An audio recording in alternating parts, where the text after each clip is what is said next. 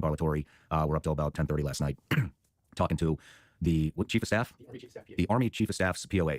Took a major interest in this as well. And one of the things that he said, maybe I'll wait till later to bring that up. But I don't know. I don't trust any of these people. I mean, public affairs officers are there to. I'll keep my mouth. Yeah. Create. PAO is there to protect the command. Yeah. 100%, nothing else. Yeah. They're not there to shed transparency on anything. They're there to protect the command. Let's recreate what the story is. But, and you know what's interesting? Fuck it, I'm just going to say it. You know what he said? He goes, on the call, he said, I didn't talk to him. I didn't want to talk to him. So I had them talk to him. He said, between me and you guys, this guy's DNA didn't match his son.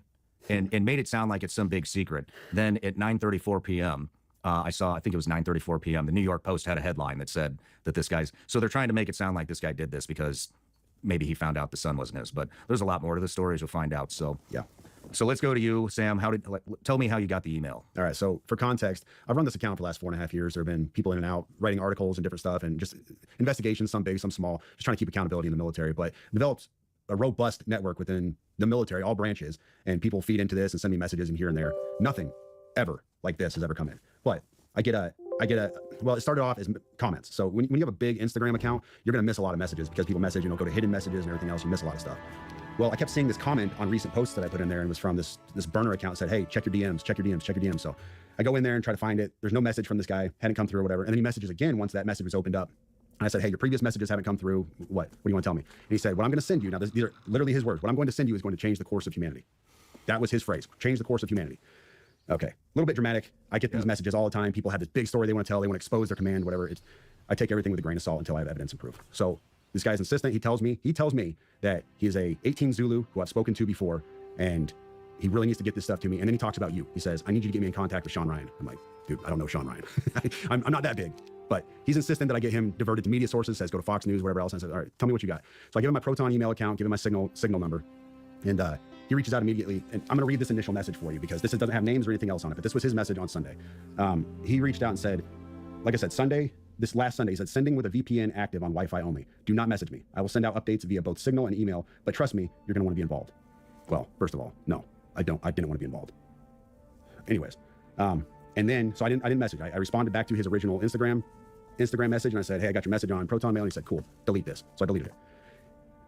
That's how I ended up getting this message on Tuesday. So the message that this right here, this manifesto, if you want to call it that, came in on Tuesday. And when I started reading this, my initial take was, okay, this is off the deep end. It's bonkers. I can't validate or verify any of the stuff in this manifesto. Mm-hmm. And I told him that in a subsequent email. And I'll read that to you later, my response to him. And once again, my response to him elicited, hey, get me in contact with Sean Ryan, Fox News, and even said Pete Hegseth. Get me in contact with Hegseth. I don't have the incoming Secretary of Defense's phone number. Sorry, bro. That's the last time I talked to him. So yesterday morning. What date was that? That was Tuesday. That was this Tuesday. So we're Friday now. That was 3 days ago. So the day before 30th? Yeah, the day before the attack.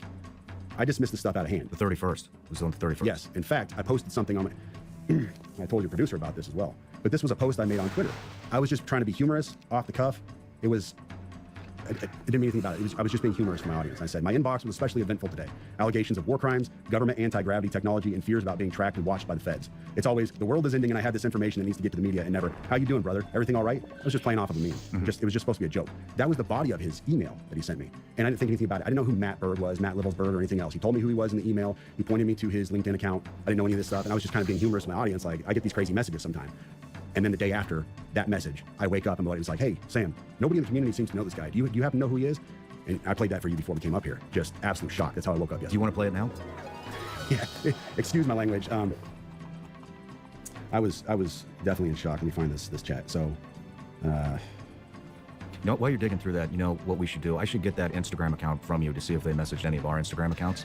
And we should also get that email address. I deleted it. You deleted it? He told me to delete it, and I deleted it. Okay. Yeah. We should also get that email address and see if they sent it in through the website. See if he tried to contact us. Get that to the FBI. So I'm in a military. They actually do something. Yeah, I'm in a military group chat. Buddy Green Beret, Corey, he says, at Sam. Nobody I've asked in the community knows him. You is at 8:46 a.m. yesterday. So I woke up and I said, OF, I'm shaking. This guy emailed me 2 days ago. I'm not playing. And he said, damn. And then this was my response to him at 8:48. I just woke up. I'm fucking shaking, bro. You don't understand. This guy emailed me and told me he was being watched by the FBI and Homeland Security, but they weren't going to do anything to him because he had a VBID. I'm not fucking playing, dude. I have the email. I'm shaking, man. This is nuts. And it goes from there. And I sat there for probably an hour talking to my wife. I'm shaking. I can't even think straight. Like, normal day shot, and I didn't know what I want to do. Do I sit on this? Do I do nothing with it? I've got to tell somebody. I've got to tell the FBI at least, because this is huge. This is all over the news. And then I was like, well, dude, this guy wanted to get in contact with Sean Ryan, so let me get this to Sean Ryan, see if I can get with him. And I had a buddy who knew the producer, and we went from there. But Wow. You want to read the email? Yep. So this email came in on December 31st at 10:42 a.m. That is Tuesday. He said, in case I do not make it to my decision point or onto the Mexico border, I am sending this now. Please do not release this until 1 January and keep my identity private until then. First off, I'm not under duress or hostile influence or control. My first car was a 2006 black Ford Mustang V6 for verification. What we have been seeing with drones, he puts that in quotes, he says drones, is the operational use of gravitic propulsion systems powered aircraft by most recently China and the East Coast, but throughout history, the US. Only we in China have this capability.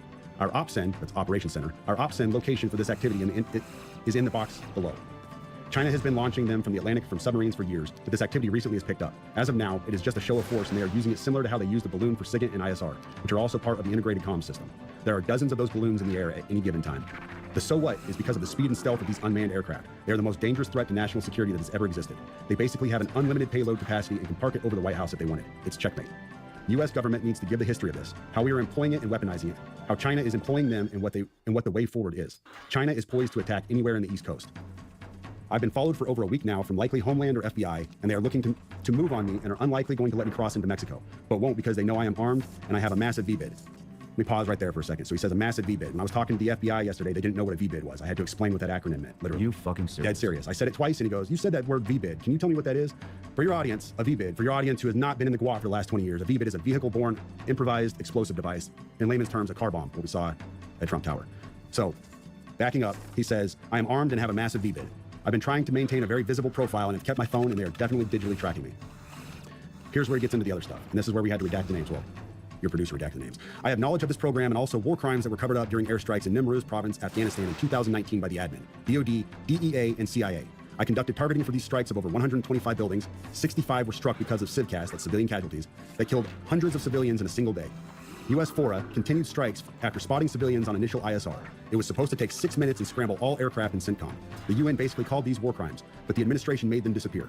I was part of that cover-up with U.S. FORA, an agent, redacted, of the DEA. So I don't know if my abduction attempt is related to either.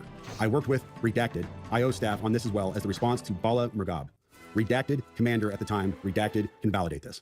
You need to elevate this to the media so we avoid a world war because this is a mutually assured destruction situation. Then he says, for vetting, my LinkedIn is Matt Berg or Matthew Livelsberger, an active duty 18 Zulu out of 110, that's 1st Battalion 10th Special Forces Group. My profile is public. I have an active TSSCI with UAP, USAP access. What is USAP? Do you know what that is? I don't know what that is. But I checked his credentials on LinkedIn. So that was the first thing I did. I went to his LinkedIn page. First thing I noticed was all of his bona fides were in place. He has all the UAS training from USASOC and everything else. And so I said, okay, at least the guy knows what he's talking about with drones. That was a very rough dig into the guy. But my issue was I couldn't validate or verify any of this information. And I told him that. And how I responded to him was in a subsequent email. I said, this is obviously a very big deal, but I don't have anything to verify this information with. Talking about gravitic propulsion systems without evidence just makes me another UFO talking head. Like, I'm not going to go on my social media page and start talking about UFOs and anti-gravity systems. I don't know what you're talking about. I can't. And he said, can I get on Fox News Contact on Signal as well as Sean's show? Hegseth would be good too. That was his last message to me. Wow. Yeah. You know, the thing is, what is a gravitic propulsion system? To be honest with you, it is a fancy term you're going to find in science fiction. You won't find it in any, as far as I know, you won't find this in any kind of official manual or, scientific research. This is all science fiction. So, but what struck me is his use, what strikes me now, not then, but what strikes me now is his use of a very specific term that nobody else call it. You asked me, I would say an anti-gravity propulsion system. That's how I would describe it because I don't know this stuff. He said gravitic propulsion system. We looked that up last night too, and all we could find out was same thing, science fiction type stuff. But, there are some things that line up. One is, like I'd mentioned, well, let's talk about the guy's story. Obviously, he had a VBID. Obviously, he was in the military and served. And the thing that he was talking about in 2019, we pulled a report. This is from October 9th, 2019. UN report find alleged drug facilities were not lawful target airstrikes caused significant civilian casualties. The United Nations Special Report, which examines the impact on civilians of the United States airstrikes on alleged drug processing facilities on 5 May 2019 in Afghanistan, determines the operation caused a large number of civilian casualties. The report also examines the legal framework applicable to this incident. In June 2019, the UN assistance mission in Afghanistan, together with representatives of the Afghanistan Independent Human Rights Commission, conducted a site visit to areas impacted by the strikes in Farah Province, Bakwa District, as part of its extensive fact-finding into the 5 May incident. The UN verified 39 civilian casualties, among them 14 children, 1 woman, from multiple airstrikes on more than 60 sites that the United States Afghanistan identified as drug production facilities in Bakwa District and in parts of neighboring Delaram District of Nimraz Province. Moreover, the UN is working to verify credible reports of at least 37 additional civilian casualties, the majority of whom were women and children. Although airstrikes on the alleged drug processing facilities had taken place before, this was the first time that UNAMA had received reports of large number of civilian casualties resulting from such an operation. And it goes on. I'm not going to read all this. We'll link the article here. But so that 100% lines up. The other thing, that really struck me is, like I'd mentioned, after our phone call, I jumped in an interview. After the interview, checked my phone, and I had several Green Berets, former Green Berets, one still active. Actually, I'm just going to say it was Tim Kennedy. Sent me a message late last night about 9 p.m. and said, hey, I should have brought my phone up here, but hey, basically that the USASOC wants to give me more context on what had happened on this guy. And so first I wasn't going to take the call because I don't trust the government anymore. I don't think anybody does.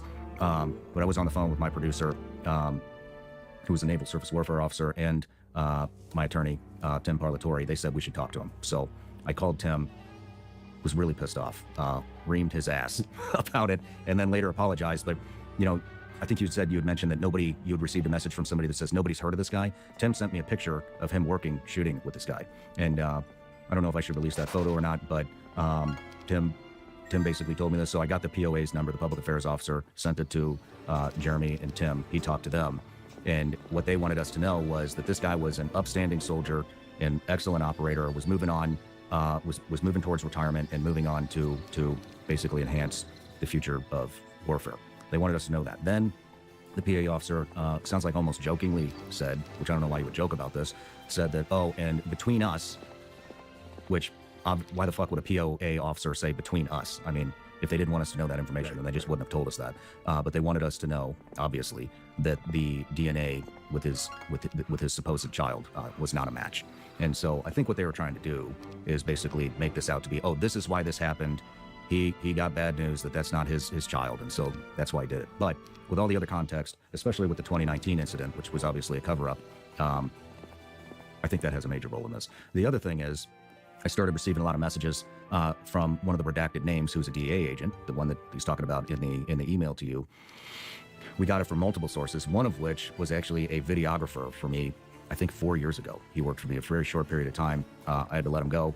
He joined the Army, went to OCS, became an Army officer, sent me a text, super freaked out. Apparently he was on some rafting trip with somebody that knows the DEA officer and said, hey, this guy's still operational. He wants his name redacted. Wow.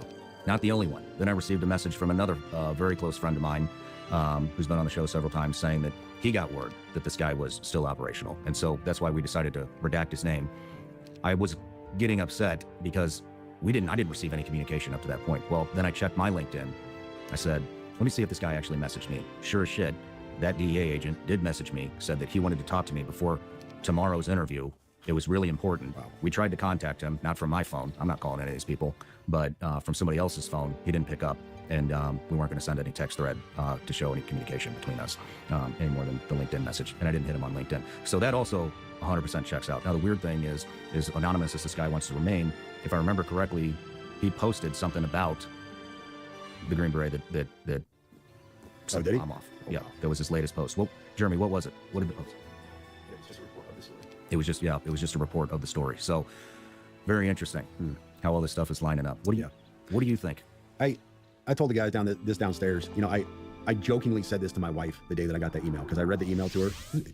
You all have heard the email now. You realize without context of who this person is, how just crazy it sounds. And I told her, I said, well, I mean, I guess if the dude ends up getting rolled up by the feds or he gets killed, we got a story, huh? Man, famous last words, right? Yeah. That's so I looked at, and I want to give context on one of the things. I saw this going around on social media. People were saying that his Signal chat, his safety number changed. I don't know if you saw this on X, but it was all over X. Apparently his safety number on Signal changed. He messaged me on Signal. So I went on there to look myself to see if it changed. And sure enough, it had. On January 1st, after the bombing, after he was dead, his safety number changed. That's all he sent me. He said initial contact, and I gave a thumbs up, and his safety number changed at the bottom. Look at that. That's after he's dead. I don't know enough about Signal to know why that would happen. Somebody has to have manipulated that, though, and messed with it. Somebody had to have been in his account after the fact and done something for that to have changed. What did the FBI say when you contacted him? Not a lot. I gave him the story on what went down. Was very over the top, telling them, hey, I am being transparent in every way. Feel free to contact me at any time. This is my address, my name. This is why he contacted me. This is my social media page. This is any reason why this could have happened, why this got dumped on me. This is the information. They took it. They were gracious. They were nice to talk to. Mind you, I had to explain what a VBID was, which was disheartening because you're the FBI, but that's another issue altogether. But nothing beyond that. They said, thank you, and we'll be in touch if we have any further questions. Well, they definitely got in touch with CID. Yeah, they did. Because that went all the way to the top of the Army.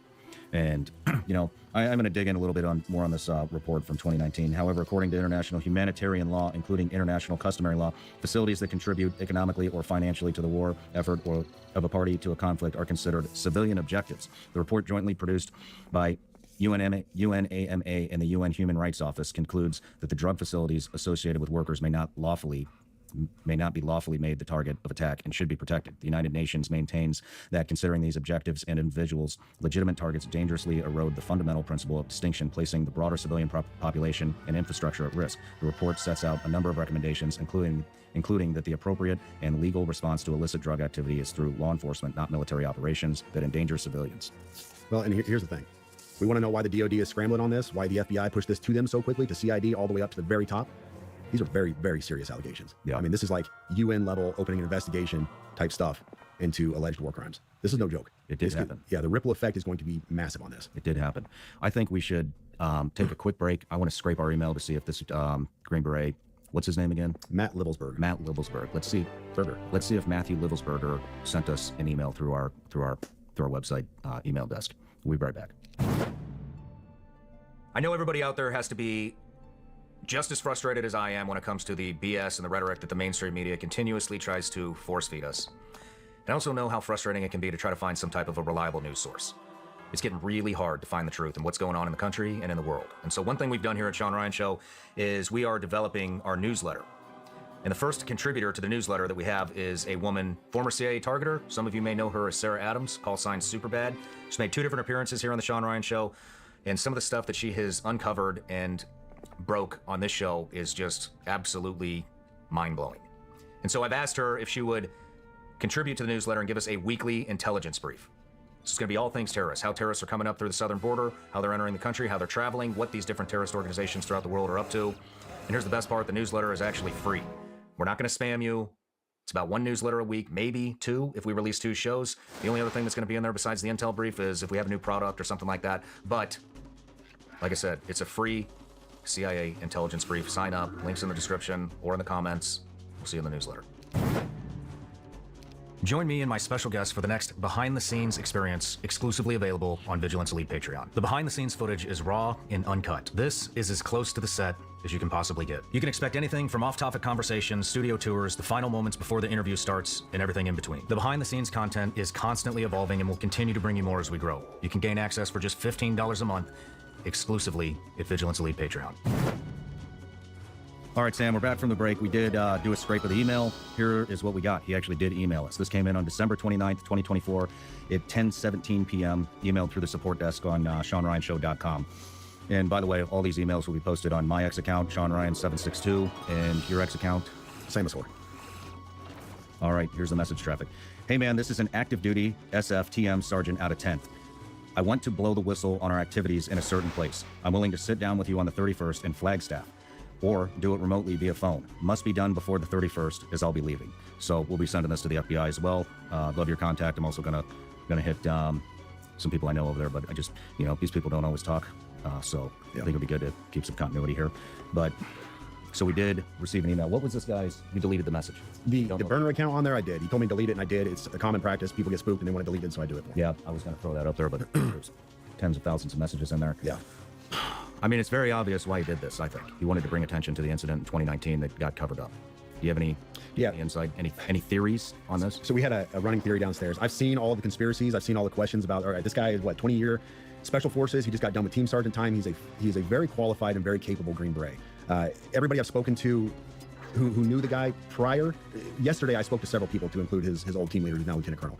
said he was fine, nothing out of place. His mental state was not something that anybody was concerned about. His ex-girlfriend posted photos of him bragging about how he got a Tesla and all this other stuff. So stick with me here.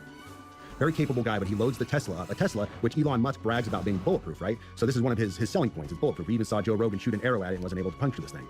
So he loads up a Tesla knowing that it's going to, not explode like he wants it to with fireworks and a bunch of other junk when he can make a car bomb that's going to level this place. Here's what I think. So the PAO, the Army PAO, is saying that the body inside the cab did not match the DNA of his child. All right. We also know that there was no, they said he was shot by a Desert Eagle. We know that there was no signature when it rolled up. So nobody shot themselves when it rolled up to it. You would have seen a large signature. Mr. Guns and Gear, he's on X. He goes into this a lot in depth. He's a firearms expert and he talks about this. And there's no signature. So this is what happens. You get a Tesla because you know it can drive itself up to the hotel, the Trump Tower. You put a body in it, roll it up. It's already burned up, or it's already shot, excuse me. You don't want to kill anybody because that's not the message you're trying to send. You're not trying to level the tower or kill a bunch of people. So you load it up with fireworks and a bunch of junk to send a message. And we know that his signal number or his signal safety number changed. That can't be done unless you're inside that signal account. And a lot of people conjecture, was the FBI inside his signal account, whatever else. But what if he accidentally changed his safety number, goofed up there? He rolled a body up in a Tesla specifically because a Tesla can drive itself up to the tower and did what he did to send a message to expose this stuff. And he's still alive out there somewhere. Well, the other thing is maybe the FBI wasn't in his phone. Maybe, I mean, this guy's obviously very competent. I mean, he's got a TSSCI clearance for the polygraph. He's been associated with USASOC. Obviously, he was on this operation in 2019. By the way, the general in charge of that was General Miller. You'll see that in the email that we post on X later after this interview comes out. Maybe he changed his number on purpose and switched phones because he obviously was tipped off or conducted his own counter surveillance and caught Homeland or FBI tracking him. And so I think there's a very good possibility that that Matthew Livelsberger might be still alive. It checks, as far as I can tell, it checks all the blocks. The Desert Eagle, the Desert Eagle, I mean, yeah, a little over the top firearm. But if you think about it, if he was going to kill himself or whoever was in that car was going to kill themselves, look, if I was going to commit suicide with a firearm, I would go with the biggest possible caliber of bullet that I could to make sure that it actually worked, because I wouldn't want to be sitting there choking all over myself with a fucking 9mm or something. True. So that is, as far as I know, a 50 caliber Desert Eagle is the biggest handgun caliber that you can get. And so that could play into this as well. But there's a lot going on. Was there something in that email again that said that this would prevent World War III with the UAP? Well, drone? it didn't say it would prevent World War III, but he was asking that, he said you need to elevate this to the media so we avoid a world war, because this is a mutually assured destruction situation. I wonder what he's trying to do with these, what he's trying to tell us with these drones. I hesitate to even get into this realm because I have no expertise in drones or just call it alien technology, UFO technology, whatever's going on here. But here's one thing that I talked about with the guys downstairs earlier. Several weeks ago, I don't know if you saw that video. It was a New Jersey sheriff or chief of police. I can't remember which, but he flew their own drone up, their own department drone up to try to figure out what's going on. So we had all these drone issues that were being cited off in New Jersey and everything. And what he commented on video was how fast these things were. He said, we have a pretty robust drone. And they flew it up there to try to catch these drones that were there. And they just, bam, they were gone. He said there was no catching them.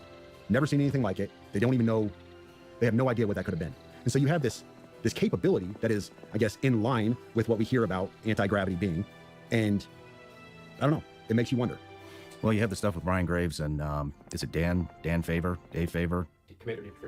The Commander David Favor, who, was it the Nimitz? He was in the Nimitz strike group in 2004. Yeah, the Nimitz strike group in 2004 that reported those UAPs coming out of the water and had no propulsion system. Remember that. But, and it's interesting that nobody seems to know what the drones are, and it just, kind of disappeared out of the media. And, and the other thing is we do have the capability to take these drones out. Well, everybody was trying to figure out what the drones are. I brought on a very prominent businessman, Joe Lonsdale, who is the co-founder of a company called Epirus. Epirus is they manufacture these directed EMP weapons that can take out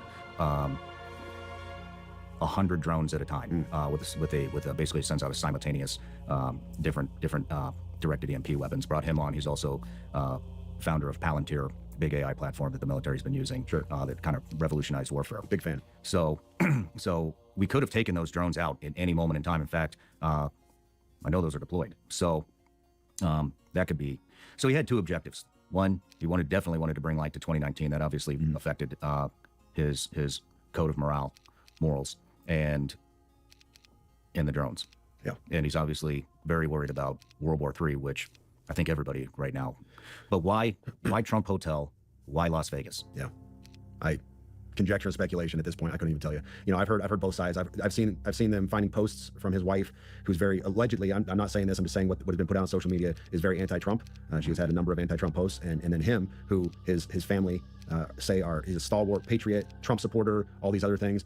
Which I guess if I had to guess, just in the realm of conjecture again, I would say Trump Tower.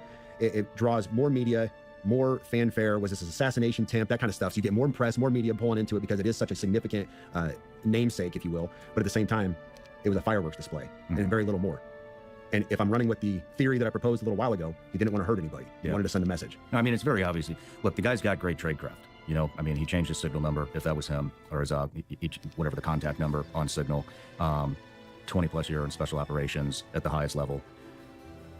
Picked a car that's bulletproof to do this. I think, yeah, there definitely wasn't mass casualties. He wasn't trying to hit mass casualties, because otherwise he would have done it at another location as well, or the bomb would have been bigger to take the entire building. I agree. And so this definitely wasn't, in my opinion, this definitely wasn't incompetence. Another thing to support this. So you got the email. He desperately wanted to talk to you before December 31st. He knew beyond a shadow of a doubt, January 1st was go day. Nobody was pressuring him. At the beginning of this email, we see, first of all, I'm not under duress or hostile influence or control. Okay, so he says that.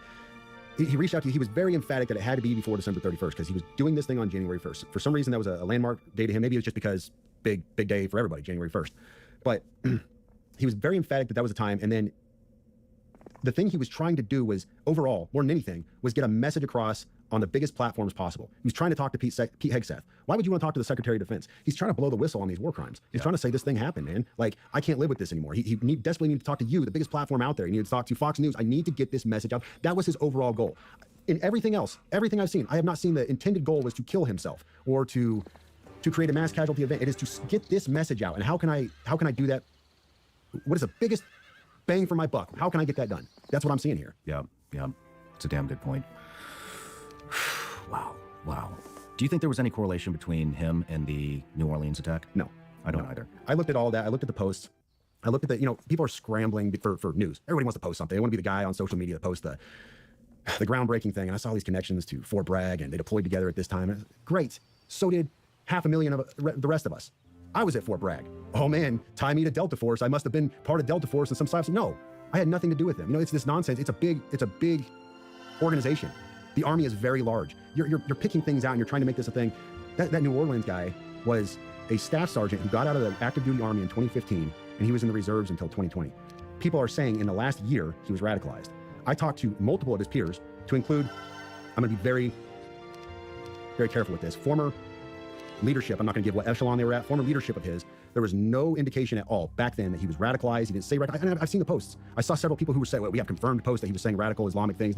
I don't believe it, because nobody he worked with confirmed that. They said, no, we had no indication that he was like this. And if you talk to people now, they said in the last year he was radicalized. He started taking on these more radical teachings of Islam and everything else. And he had this, he fell into financial hardship and all these other things. So you're telling me this guy who was a former 42 Alpha S1 guy, human resources, pushes your paper, and then an IT guy, 25 Bravo, is somehow connected to a Green Beret team sergeant out of 10? No. Well, also they found an ISIS flag in New Orleans, which they didn't find any of that here. I think that might have been just some silliness on his part, trying to take on some kind of Islamic banner of jihad. I would conjecture, all conjecture, say that is likely he has no affiliations to ISIS. But I wonder. I don't really believe in coincidences. And both of these explosions happened in the same day. Or both of these attacks, whatever you want to call them, happened on the same day. The attack and the explosion, which obviously wasn't meant to be an attack.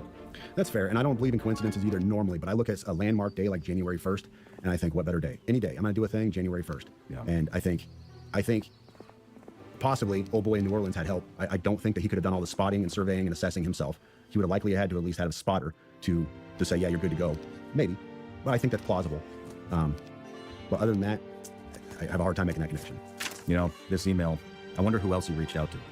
This came in from Gabber, GMIB, or MLB, at protonmail.com. So he was even using an encrypted email service, which I think everybody in intelligence and special operations knows what Proton Mail is.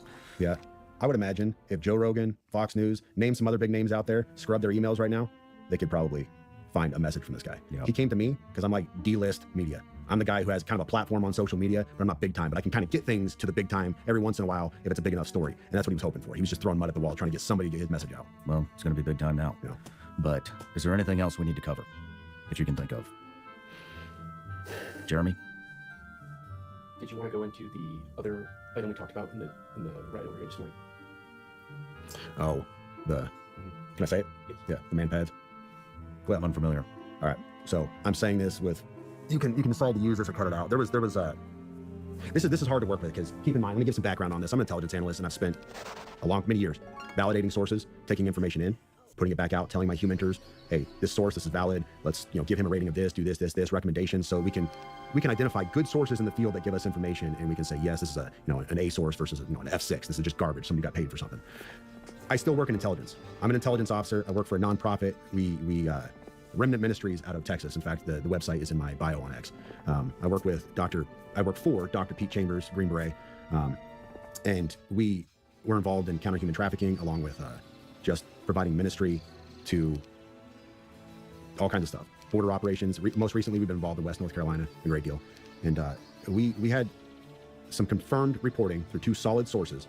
And this is where I have to be very iffy. And I told him in the car, and he can tell you offline, I cannot say this on the air, but we had 2 solid sources, one south of the border and then one from an element within our own government that confirmed independently of each other that some Iranian-made van pads to surface-to-air missiles had come across the border. We had the location and everything else. Well, Doc, that's what he goes by, Doc Chambers, he put this out on a podcast, and I was very emphatic, like, this is not stuff that I like to put on social media. I'm an intel guy by trade. This stuff is not for social media consumption. We got this to Secret Service. We did the whole gamut and got everything pushed to them, and that's why Trump was pushing a lot of this stuff out when he was, because we had told the Secret Service and they had the reporting and everything else.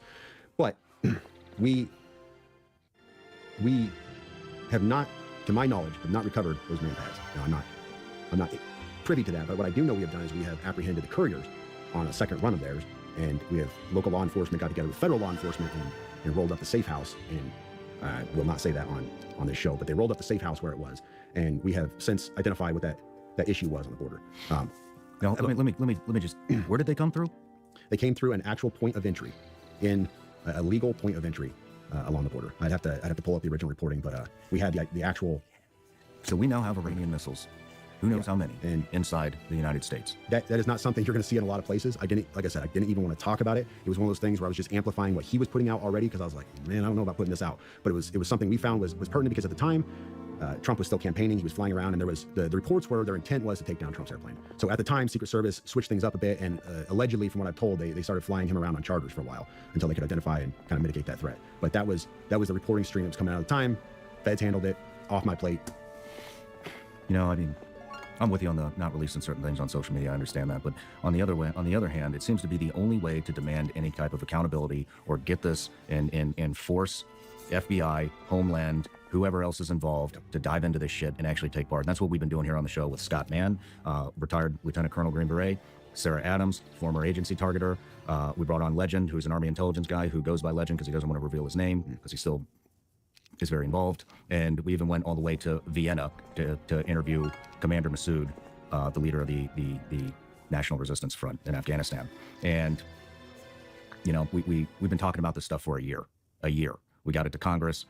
Congressman out of Knoxville, Tennessee, Tim Burchett, sent a bill up. It's literally about we need to stop funding the Taliban, $40 to $87 million a week. The Taliban has set up multiple NGOs within Afghanistan, and basically what we're doing is sending loads of cash to NGOs that the Taliban had set up. We're funding our own demise, and nobody's fucking paying attention. Nobody's paying attention. We tried to get it in the media. We got a little bit of hits. Most of them were from outside the U.S. We had a reporter out of India kind of cover it, but we've been warning about what's happening for damn near a year now. Sarah first came on, I believe it was October of 2023 was her first interview, and nobody took it seriously. Now we have the New Orleans attack. We have Iranian missiles. We have these invisible bombs. Do you know about the invisible bombs? So now these terrorist organizations have developed invisible bombs that will get through metal detectors, any kind of screening device that's out there, and they brag about this. And now we just did a Twitter Spaces with Sarah Adams, and they are now bragging that what we know about the invisible bomb, it's now even more advanced than it was before. So that means they can get this into stadiums, they can get this into airports, they can get this pretty much anywhere they want, because you cannot detect it. That's scary. Yeah. Great. So, for the people out there, look, there's no stopping what's here. You cannot stop this. Nope, you can't roll back. Not with what we have already in here. We have sleeper cells. We're already getting reports that I just lost my train of thought. Oh, we're already getting some reports that there may be a bit more involved in the Louisiana, New Orleans attack that they're not releasing. We also, I'll tell you this, there's a group of people flying around and basically briefing up different departments, governors about what's coming, how to deal with it in their communities. There are deputies in New Orleans who put in requests for training on how to take care of a threat like this, and those fucking requests were denied. They were denied. And so what I basically want to say is it's going to be a bloody 2025. I think that's very obvious. And so for those of you that are looking for something to do and if finally come to the realization that our government is failing us, here's what you need to do. You need to get with your local communities. You need to, especially schools. Schools are very vulnerable no matter how many active shooters we have in the schools. The infrastructure that's been put in, which is minimal to none, a lot of schools still have none. You better start holding your schools accountable, and you better start raising hell and having them upgrade security no matter what the cost, because no matter what the cost is, it's not gonna amount to the loss of life that we will potentially see throughout the United States. And start calling your congressmen. Get these guys to do something. Yeah. Start calling your senators. Get these guys to do something. They have been warned for over a year that this is coming, and nobody wants to take it seriously. Nobody wants to take it seriously. We contacted the House Foreign Affairs Committee. They did like a Zoom call. A Zoom call. Yeah, that's Just for a little media hit. Our government is failing us. And so it's in our hands now. It's your kids. It's your wife. It's your husband. It's your parents. They're going to pay the price for what we have installed in this country. And it's now up to us because they aren't going to do anything. So on that note, like I said, it'll be on my X account, Sean Ryan 762. The emails will be there. The footage will be there. Any of the stuff we talked about will be there. It'll be obviously, on audio on YouTube, and your accounts on Instagram and X are. I just focused on X at Samosaur. If you want to follow the military nonsense, it's Terminal CWO on Instagram. Perfect. Well, we'll link those below. And once again, Sam, I really appreciate you coming out. Fuck it. I wonder if this fucking guy's still alive. I do.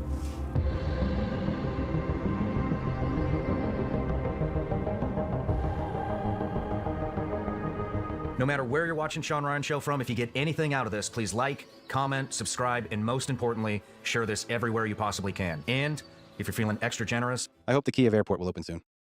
Then it will be easier to fly in. Yes, I think that the war will end and President Trump may be the first leader to travel here by airplane. I think it would be symbolic by airplane. Again, January 25th, around that date, right? Flying in, meeting the Air Force One. That would be cool. There is a perception of corruption. People like Donald Trump and Elon Musk really care about fighting corruption. What can you say to them to gain their trust that the money is going towards this fight for freedom, towards the war effort? In most cases, we did not receive money, we received weapons. And where we saw risks that something could be a weapon, we would slap everyone on the wrist. And believe me, this is not only about Ukraine. On the supply chain, everywhere, there are some or other people and companies who want to make money because everyone makes money on the war. We did not profit from the war. If we found someone, believe me, we slapped everyone on the wrist. And we did that, and we will continue to do so because to this day, when someone says that Ukraine was selling weapons, and by the way, Russia was the one pushing this narrative, we always responded. Our soldiers would kill such people with their own hands, without any trial. Do you honestly think anyone could steal weapons by the truckload when we ourselves don't have enough on the front lines? And yet, we have to provide proof to defend ourselves. Because when there's an abundance of such misinformation, distrust starts to grow. And you're right, people listen to various media outlets, see this, and lose faith in you. In the end, you lose trust. And with it, you lose support. Therefore, believe me, we are fighting more against disinformation than against particular cases. Although, I still emphasize once again, at the everyday level, such things are still important. We catch these people, and we fight them. As if Putin wants to sit down and talk. But Ukraine does not. This is not true. I think that, yes, he is in fact ready to talk. Did you talk to him? On the phone or what? How do you normally talk to him? I don't know. Normally by the sea. The same as with you. He invites you to the sea with me. Just the three of us. No, one of us may drown. Who? Are you good at swimming? Yes, I'm a good swimmer. You're a good swimmer. Well, if you think that the president of a country is completely crazy, it is really hard to come to an agreement with him. You have to look at him as a serious person who loves his country and loves the people in his country. And he conducts, yes, destructive military actions. Who are you talking about now? Who loves his country? Putin. Do you think he doesn't love his country? No. What is his country? He happened to consider Ukraine his country. What is his country? When do you think there will be presidential elections in Ukraine? The following is a conversation with Volodymyr Zelensky, the president of Ukraine. It was an intense, raw, and heartfelt conversation, my goal for which was to understand and to do all I can to push for peace. Please allow me to say a few words, first about language, then about the president, and finally about history. Please skip ahead straight to our conversation if you like. We spoke in a mix of languages, continuously switching from Ukrainian to Russian to English, so the interpreter was barely hanging on. It was indeed, in many ways, a wild ride of a conversation. As the president said, the first of many. Language, like many other things in a time of war, is a big deal. We had a choice, speak in Russian, Ukrainian, or English.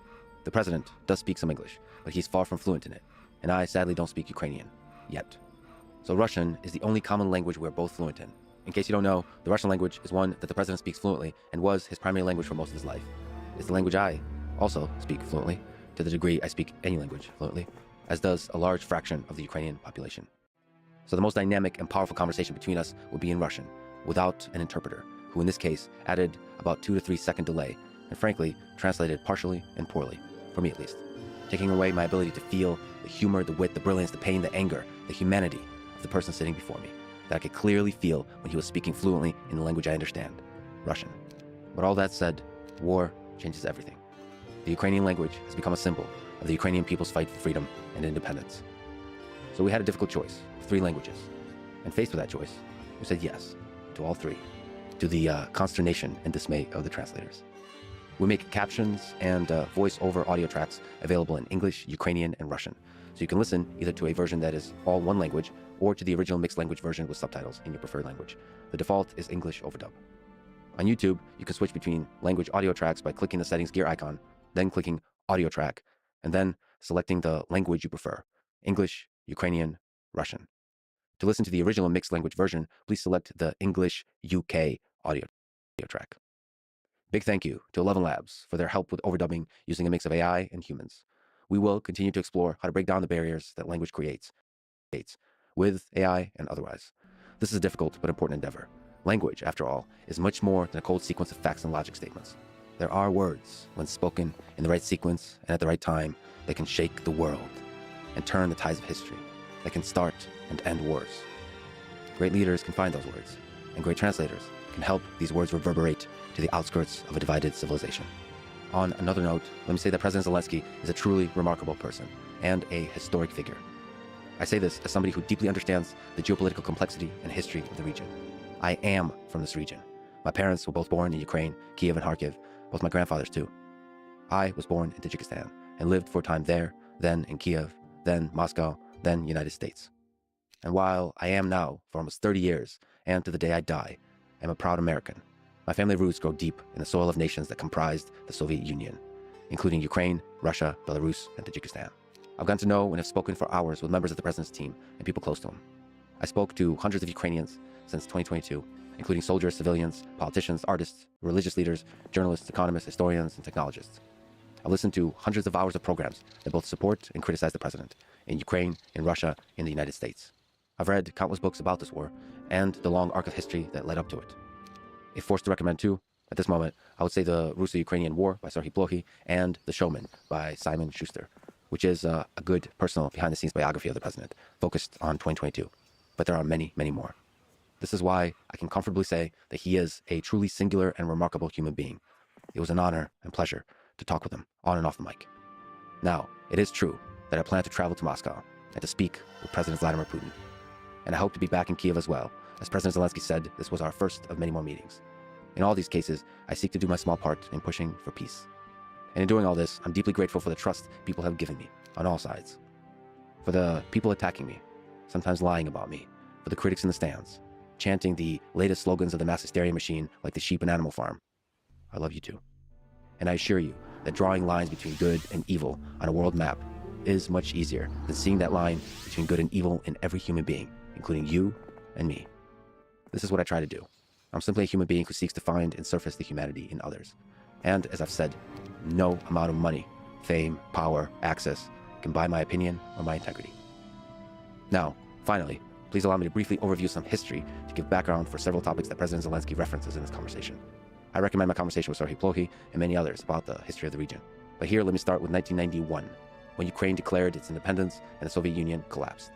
From this point on, Russia-Ukraine relations were defined in large part by whether Ukraine aligned more with Russia or with the West, meaning Europe, United States, NATO, and so on. In 2004, with the Orange Revolution, a pro-Western candidate, Viktor Yushchenko, became president.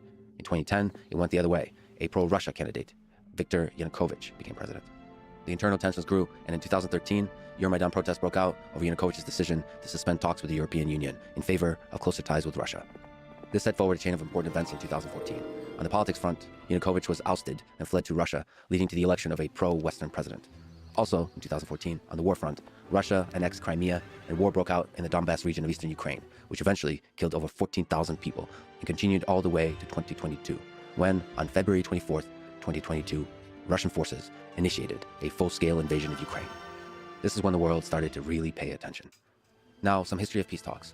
Volodymyr Zelensky won the presidency in 2019, and he discusses in this conversation the ceasefire agreements he made with Vladimir Putin in 2019, which was one of many attempts at peace, from the 2 Minsk agreements in 2014 and 15 to a series of ceasefire agreements in 2018, 19, and 20, all of which failed, in part or in whole. All this shows just how difficult ceasefire and peace negotiations are, but they are not impossible. It is always worth trying, over and over again, to find the path to peace. I believe that Presidents Zelensky, Putin, and Trump should meet soon after January 20th this year and give everything they got to negotiate a ceasefire and security guarantees that pave the way for a long-lasting peace. We discussed several ideas for this in this conversation. As I said, this was one of my main goals here, to push for peace. This trip to Kyiv and this conversation was a truly special moment for me in my life. It is one I will never forget. So to reflect, I say a few more words and answer some questions at the very end if you like to listen. But here, let me say thank you to everyone for your support over the years. It means the world. This is the Lex Friedman Podcast, and now, dear friends, here's the President of Ukraine, Volodymyr Zelensky. If we can explain why the Ukrainian language is very important, our conversation will be most effective and impactful if we speak in Russian. I speak Russian perfectly, of course, and I understand everything you are talking about. However, I can't respond in Russian the entire interview. It's because this is how it is today. I am not making anything up. You can see it all for yourself. You can feel and hear it. Today, there were 73 missile attacks against us, and people were killed. There were over 100 drones today, and this is a daily occurrence. The people who attack us, they speak Russian. They attack people who were only recently told that this was actually in defense of Russian-speaking people. And this is why I respect neither the leader or director of today's Russia, nor the people. That's it. And I don't think that you can just pretend that nothing's happening and give Putin a pass once again for saying that we are one people, that we speak one language, etc. They speak the language of weapons. That is a fact. And we are peaceful people who want to protect themselves and defend their freedom and their human choice. You know, at the beginning of the war, I addressed Russians in Russian. Zero effect. They're mute. They do not listen. They did not listen. Some are afraid. Some have other issues. They have different reasons. It's like when a person is drowning, and people walk by because they can't hear them. And someone walks on by crying, afraid to save them. It doesn't change anything for the one drowning. They need someone to help them. This is why I honestly despise these people, as they are deaf. They began the occupation in the supposed defense of the Russian language. And that's why, with all due respect, I would like to give an interview in Ukrainian. This is very important to me. If there are some points that you want me to explain in Russian, I can certainly do that. I can certainly occasionally speak Russian. But in general, no. I'm not sure that you will understand me completely, despite your Ukrainian roots. You are a citizen of the United States, right? Yes. That's why I'm surprised that you don't understand. Well, it was a long time ago. I understand that it was a long time ago. Moreover, a lot has changed. A lot has changed. If I may please allow me to say this in Russian. Yes, many things have changed, but I have hope. I hope that today many Russians will hear this, that Vladimir Putin will hear this, that the American president, Donald Trump, and the American people will hear this, that everyone will hear this. And yes, Ukrainian language is important symbolically, but what is also important is that we understand each other well. For Donald Trump? Is it important for Donald Trump whether I speak Russian or not? Yes, because unfortunately, and it hurts to admit, but I cannot speak or understand Ukrainian yet. So your wit, dynamism, and your humanity will not come through as well and as quickly. Remember, I need to wait for 2 to 3 seconds to hear it. You have a great sense of humor, great stories. With an interpreter translating, I simply won't see this, but I understand that it's painful. Another reason is that I hoped we could show that even though it is sometimes said that Russian is banned in Ukraine. This is not true. I'm speaking Russian now, right? We have people who speak Russian. This is not true, really, it's not. It's really not true. We disrespect Russian now because of Russians. That's all. When they were saving Russian speakers, they killed Russian speakers, many people who actually, many of whom are in the East, right? In the East, they lived in the East. They destroyed their houses, destroyed their lives. It's not a rhetorical thing. It's not all talk and blah, blah, blah. I don't have time for blah, blah, blah. Yes, so it's a very, very important and sensitive moment. The message is that we are not one nation. We are not, the same country. We're different countries. Yes, different countries. And I think what is most important is what we're talking about. Not How? We're speaking about it. This is what I think. You're a smart guy. So you have a lot of experience in dialogue of this kind. That's why I think you will understand me. Yeah, anyway, I think it is far better for Donald Trump to hear my English, not my Russian. Your English is much better than my Ukrainian. You're getting better and better. That's true. I'm a very honest guy. That's why I will be very honest with you. Okay. Your Ukrainian is not very good, but we will work on it. Yes, I have many flaws. That's one of them. Sometimes I can speak English. Sometimes, as I understand, we can be very flexible, right? Very flexible. Spanish, Swahili. Yeah, you see? Yeah, Javier very Malay needs to understand this. So By the way, Javier understood me without any words the language of love, maybe. of respect. Respect. I respect him. I had a very good conversation with him. Really brilliant. May I sometimes speak Russian and sometimes English? Yes. You can use any language you like. And I think that's a very good rule for this first meeting between us. As you said, maybe we will meet in the future for the second time. Second and third and fourth? Yeah, this is good. You can ask questions in the language you'd like, and I will answer in the language I can. Well, you said you wanted to meet by the sea at some point. So for our next meeting, let's meet by the sea. With pleasure. Next time, it would be much better to meet by our Ukrainian black or our Azov Sea. You know, I've been to I have traveled to many cities in Ukraine, but I have never been to Odessa. And everyone tells me that, and I don't know why. You have to. Can you explain to me why everyone loves Odessa so much? What's there? You know, what's in Odessa? That's how they say it. What's there? In Odessa, we've got it all. Okay. Odessa. I love Odessa because of its particular temperament. People have their own accent, and it's so. There are many nationalities. You know, there are a lot of stories. Authentic Odessa cuisine. By the way, you know, the cuisine is very different from others. The dishes are not like any other dishes, and everything is very tasty. Also, there are beautiful people, and today, you know, you understand people very well, especially after the attacks on Odessa. You understand what the people are like, just how Odessites are, very Ukrainian. And that's very cool. I love Odessa. I go there several times a year. I go there several times a year now because, now because of strengthening of air defense systems, because of this grain corridor, etc. I go there more often. They have the sun there. They have the sea. It's Ukraine and it's very cool there. Well, when you come and visit me in Texas as a guest for the third time, With pleasure. let's do this. How about you, my friend Joe Rogan, and I will go get some Texas barbecue together? Who will pay? It's a good question. Putin. For everything. He has to pay. Well, yes, we'll invite him too. No. Okay. Without him. Okay, I get it. Understood. But if the Rome Statute will be accepted by your government before this moment, By the way, I don't know if you know this, but Joe has a great comedy club in Austin. Joe Rogan, Joe Rogan, yes. And I think that as a person who respects comedy and stand-up comedy, it would be interesting for you to have a look at it. no, he is. I know him, and I saw a lot of different videos. He's a very talented person. So it would be a pleasure if you invite me, and I'm able to do it. I am a little bit busy. Yeah. But if I'll be in the United States, I hope that I will have a conversation and a meeting with President Trump. And of course, during my visit, if I'll have the time, it would be a pleasure if you'll invite me. With pleasure. You know what? I will pay. Good. Yeah. I had to think about it, but you are the president. Yes, with you, with pleasure. When the war is over, please come. Thanks and so when much. we're less busy. Thanks so much. If we can go back many years, World War II. Tell me the story of your grandfather who fought in World War II. My grandfather, he graduated from the military academy, and from the very beginning of the war, he went to fight. He was in the infantry, and he fought through the entire war. He had many wounds. As they used to say back then, his chest is covered in medals, and it's true. He had more than 30. Yes, more than 30. He was the kind of man. He was such a serious man. I loved him very much, and we had a very close relationship. He didn't like to tell details about the war. He never boasted. Although I asked him, as a boy would, how many fascists did you kill? He never talked about it. He believed that the war was a great tragedy, a tragedy for everyone. And Ukraine was occupied, and it was a tragedy for Ukraine, a tragedy for Europe, and a tragedy for the Jewish people. His own brothers, his entire family were executed. They were tortured by fascists who had occupied Ukraine and their village. His father was the head of the village, and he was killed. They were shot. It was a mass grave, right? Yes, it was a communal burial. Some of them were killed outright, and others were buried alive. His 4 brothers, they all went to war. As soon as the war began, they were all there. He was the only one who had a military education, and they all died in the war. He was the only one who came back. He had nobody. He came back, and he found my grandmother, his future wife, and she managed, what was it called then? I don't know, they don't have them anymore. It was a childcare facility, an orphanage, so to speak, a place where orphans lived, children who who don't have parents, children of war. And she managed this child care facility with difficult children, as they used to call them, difficult children who went through the war, who saw their parents killed, and this is how they met. Because these difficult children, they, well, sometimes behave differently. They could steal something, do something bad. There were many children in the orphanage. Yes, that's how she met my grandfather. And I loved him very much.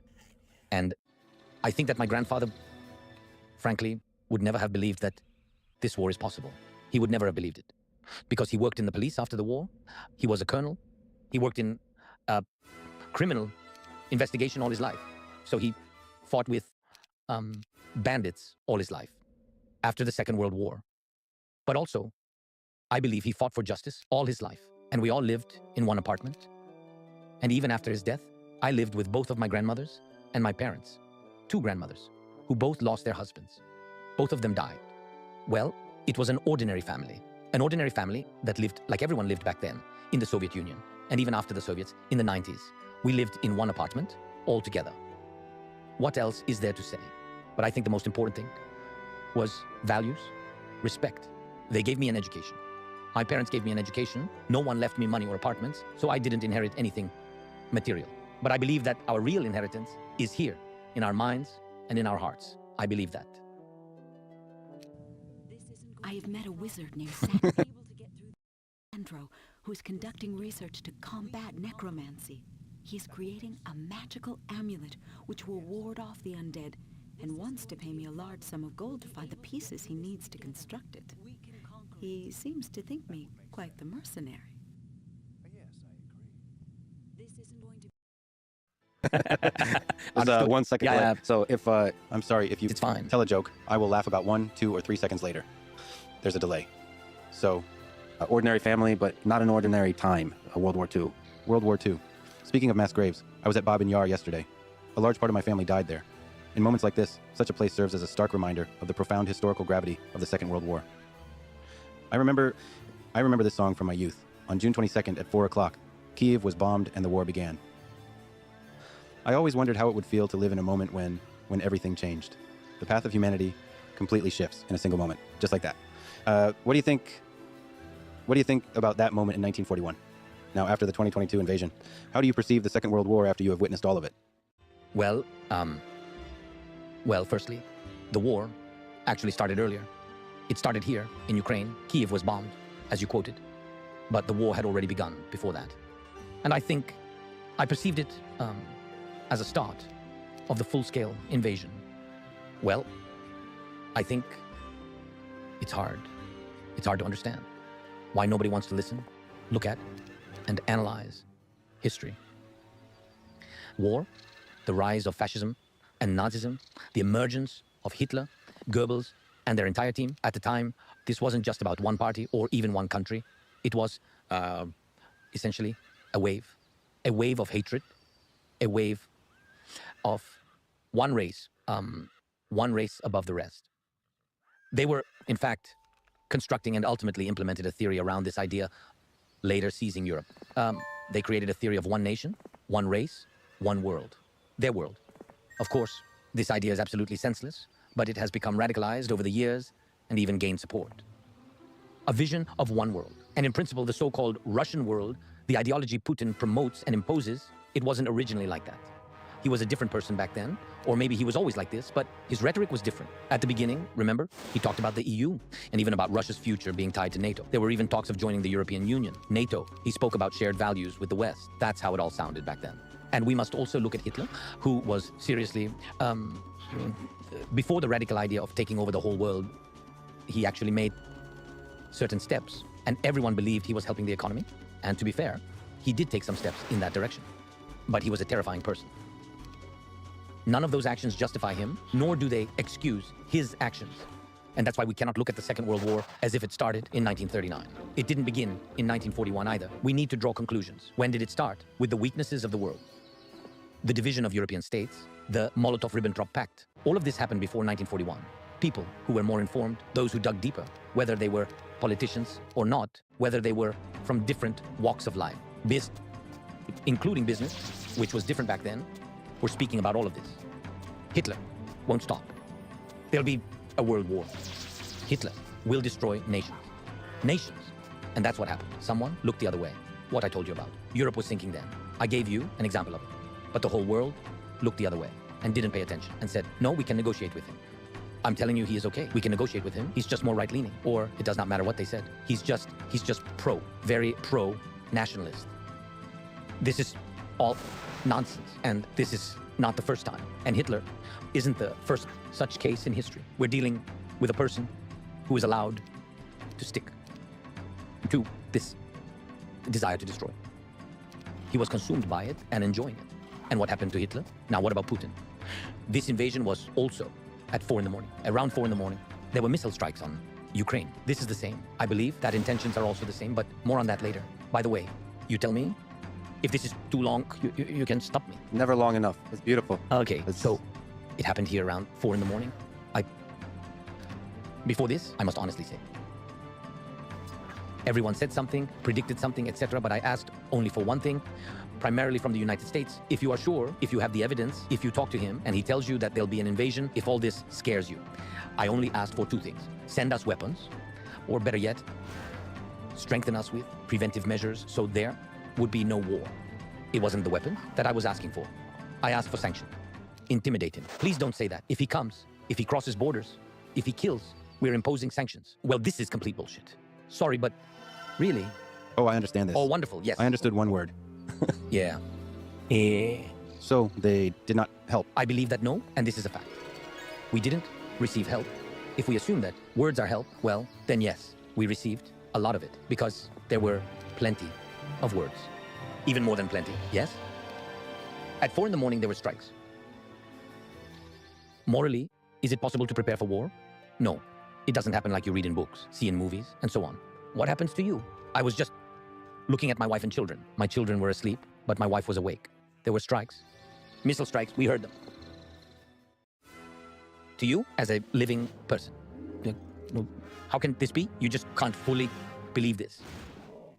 You just don't understand. Why now? Given everything that happened in World War II when millions of people died.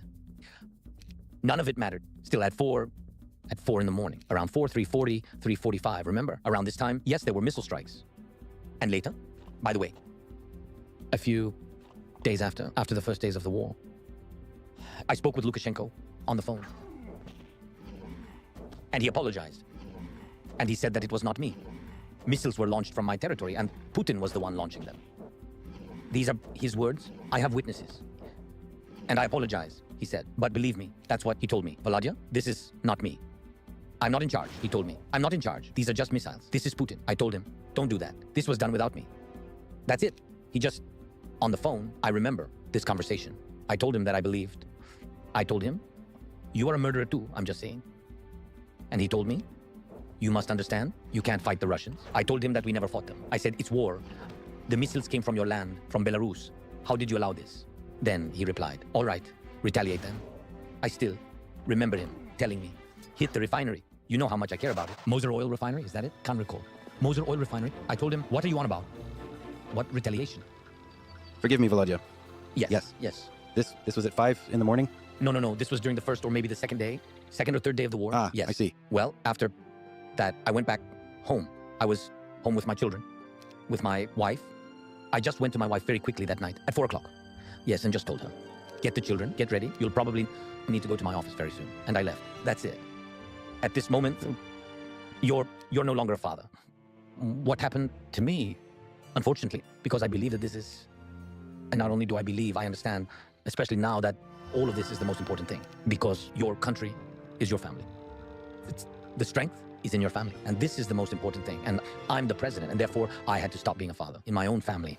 And my wife had to do everything. She had to do everything regarding children, regarding safety, and I had to deal with the state because I'm the president, and this is my duty. And I, by the way, am taking this very seriously. I went to the office, and here we are now. You're very welcome. Well, at that moment, on February 24th, 2022, everything changed again, just like in June 1941. Everything changed. And history took a turn. The history of humanity took a turn. And for you too. You were the president. You were talking about fighting corruption, about the country's freedom, about interesting and innovative reforms. But that morning of February 22nd, everything changed.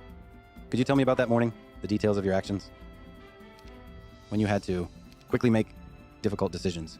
What was the process for you? How did you make these decisions? Did you discuss them with people you trust to understand how to respond to this invasion in every technical, political, and military aspect? What was the process for you? How did you make the decision? According to our legislation, in principle, I'm the Supreme Commander of the Armed Forces of Ukraine, so I had to give corresponding orders. Yes, I have a military office, and then later there was a military headquarters where all key people gathered. This is not only about the military, it's about energy, etc., all key things. But at that moment, I made the decisions quickly and without a doubt. And I cannot say that I am just that kind of person. I'm just a living person who believed that if help is needed right now, to help evacuate people, help with children. Several cities were blocked. I was only thinking about how to deliver food there within a day. We did a lot of things, although we understood that they, in fact, occupy part of our state. And we distributed weapons to people. That's how it was. Trucks came and simply distributed weapons to people so that they could defend the capital, to ordinary people, just on the street, to ordinary people who understood that if the Russians entered the city, then we would have the same thing that's happening in other cities, per the information we received. Thanks to digitalization, by the way, we had very good digitalization before this. And we preserved a lot. And even when they were surrounding certain cities, a lot of things still worked. The banking system, the internet, we had television. And thanks to this, I made several decisions to ensure that people are united and have all the information. Russia is very good at spreading large-scale disinformation. Fortunately, I have 2 decades of experience managing a production studio, TV channels, and large media resources. I understood that we needed to build an information network very quickly. Thanks to this, I began to address the people constantly. This happened several times, 3 to 5 times a day. In fact, I became that an information source for people who were in cities that were cut off from other information. And it was very important for me to keep all things digital, to keep the internet, to stay in touch with everyone, with all the people. Initially, that's the contact we had. And then we also built a media platform, where we had all the news agencies of Ukraine. And this network was called Marathon. And it was also very important for the people to trust us. And people had to receive information. Why? There were waves. There were waves of Russian on the first day who said he ran away. I had to go out into the street. I left the office and went outside. I had to do this because I was showing that this was no green screen, to show that it was the street, not some digital manipulation. I mean, I did these things, then I touched various objects. Now, people might think that these are small things, but I was actually showing that I was in a real place. All of this had an impact. I was absolutely sure of my actions. And these contacts, several contacts. And then I spoke to the Russians, I addressed Russians, I really did. And then only after that, I gathered, it was the first day when I invited all of the journalists here, wasn't it? That was on the first day, I think, well, not here, to the press center in this building. I talked to the journalists, I asked them not to leave because we needed weapons. At that moment, they were handing out rifles to people. And for me, journalists and media platforms were essential voices. There were various journalists from different countries here, and they were essentially stuck. And I asked them for contacts, those who had access to Russians, Belarusians, Kazakhs who understood everything, the same information. And I spoke to them. And I spoke to them and spoke in Russian. I told them, you must stop Putin. This is terrible. This is horror. This is war. You must stop him. And if you stand up now, if you speak out, and if you go out into the streets, this was very important. I spoke to them in Russian to show them that there was no problem and that all of these pretexts were made up. This is why it's so painful to talk about the Russian language too, because look, if a person does not want to listen, they will not listen, no matter what language we speak. I disagree with you here. I think and hope that many people in Russia will hear us today. They blocked YouTube recently. Are you aware of this? In their country. I know. And I simply guarantee that this conversation will travel fast on the internet. Everyone will hear you. They will hear you. Including the president of Russia will hear you. This is why I have hope. He is actually deaf, even if he speaks to you. He is deaf by his very nature. Do you understand the difference? For instance, when you talk to Musk, you're talking to an innovator, a scientist about rockets. You talk about how to save on costs and how they land. And on the other hand, Putin doesn't launch rockets to save money, but to kill people. Do you think you can talk to Putin about technology? Your guys were interviewing him, and he told them about about tribal history. Do you understand? Imagine a Russian man in his country listening to him. You know what Musk is about? Technology, Mars, artificial intelligence. And this guy, Putin, is standing there bare-assed, pontificating about tribes. You've got to understand. You think that when you do interviews, like Mr. Tucker, who did an interview there, that you're about to make them friends? How could you? What does this have to do with friends? He's different. He is simply different. But it's still necessary. A mammoth stands before you. By the way, I must say that when you said bare-assed, it was not translated. Could the interpreter please translate? This is so that you Thank can you. understand. Now he explained everything to me. I understand. Yeah? That's Now great. I fully understand. That's Anyway, great. but we still need to talk. One should always speak with someone who listens.